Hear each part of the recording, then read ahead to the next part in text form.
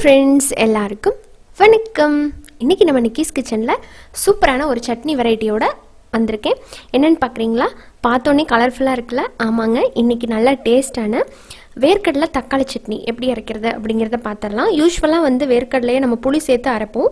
But தக்காளி சேர்த்து செய்யும்போது அது டிஃபனுக்கெல்லாம் தொட்டு சாப்பிட்றதுக்கு ரொம்ப ருசியாக இருக்கும். ஆல்ரெடி நம்ம சேனலில் வேர்க்கடலை சட்னி வீடியோ அப்லோட் பண்ணியிருக்கிறோம். மெத்தட் நம்பர் 1, இது மெத்தட் நம்பர் 2. அதோட லிங்க்குமே டிஸ்கிரிப்ஷனில் இருக்குது, நீங்கள் செக் பண்ணிக்கலாம். இப்போ இதை குயிக்காக எப்படி செய்கிறது அப்படிங்கிறத பார்த்துடலாம் வாங்க. இந்த வேர்க்கடலை சட்னிக்கு முதல்ல ஒரு பேனில் ஆயில் போட்டுக்கலாம். 1 டேபிள் ஸ்பூன் ஆயில். எண்ணெய் சூடாகிடுச்சு. இதில் நம்ம சின்ன வெங்காயம் சேர்த்துக்கலாம். 10லேருந்து 12 எடுத்திருக்கேன்.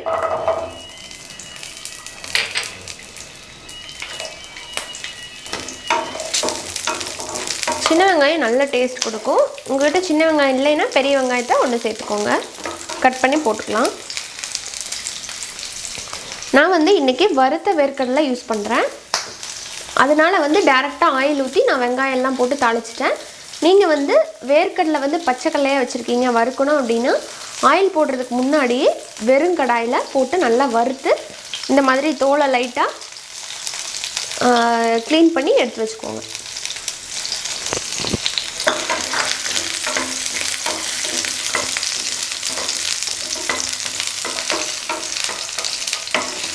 இதோடவே நம்ம பூண்டையும் சேர்த்துடலாம். 4லேருந்து 5 பல்லு பூண்டு.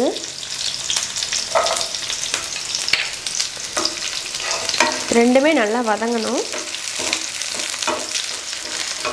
வெங்காயம் ஓரளவுக்கு வதங்கினதுக்கு அப்புறமா நம்ம மித்த பொருள்லாம் சேர்த்துடலாம்.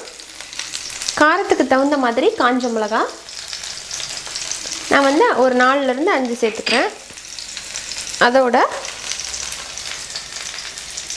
1 டீஸ்பூன் மல்லி,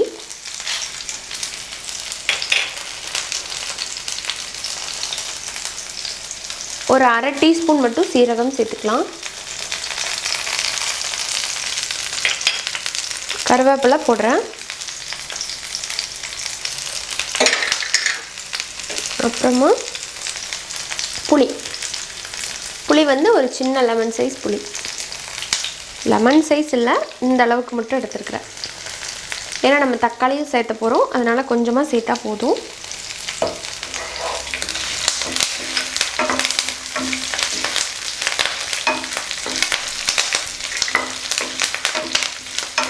லைட்டாக பரட்டிட்டு இன்னும் தக்காளி சேர்த்துற வேண்டியதான்.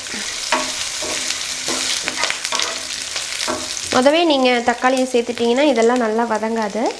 நல்லா வதங்கினதுக்கப்புறமா தக்காளி சேர்த்துக்கோங்க. 2 தக்காளியை பொடிசாக கட் பண்ணியிருக்கிறேன், மீடியம் சைஸ். போட்டு நல்லா மிக்ஸ் பண்ணி விட்டுறலாம்.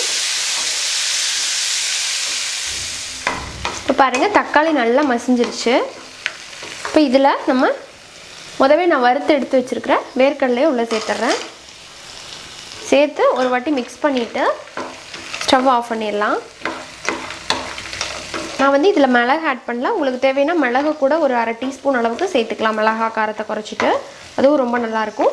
இப்போ நான் ஆஃப் பண்ணிடுறேன். தண்ணி இதில் தேவையான அளவுக்கு உப்பு சேர்த்து தண்ணி சேர்த்து நல்லா சட்னி எப்பவும் அரைக்கிற மாதிரி அரைச்சிடலாம். இப்போ சட்னி தாளிக்கிறதுக்கு ஒரு தாளிப்பு கரண்டியில் 1 டீஸ்பூன் அளவுக்கு ஆயில் ஊற்றிருக்கிறேன். ஆயில் சூடானதும் கடுகு போட்டுக்கலாம். 1/2 டீஸ்பூன் கடுகு. அதோடவே உளுந்து சேர்த்துக்கலாம். 1/2 டீஸ்பூன் உளுந்து.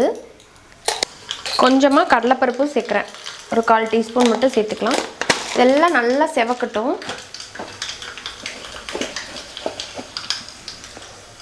கடுகெல்லாம் நல்லா பொரிஞ்சிருச்சு.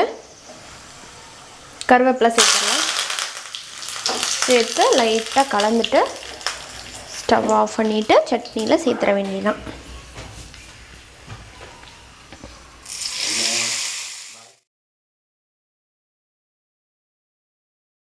அதான் சுவையான வேர்க்கடலை தக்காளி சட்னி ரெடி.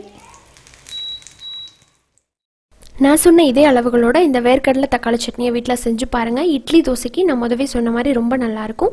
சுட சுட இட்லி அண்ட் சூடான தோசையோடு வச்சு சாப்பிட்டு உங்களோட ஃபீட்பேக் சொல்லுங்கள். பிடிச்சிருந்தால் லைக் பண்ணுங்கள். யூஸ்ஃபுல்லாக இருக்குன்னு நினச்சிங்கன்னா ப்ளீஸ் ஃப்ரெண்ட்ஸ் அண்ட் ஃபேமிலியோட நிறைய ஷேர் பண்ணுங்கள்.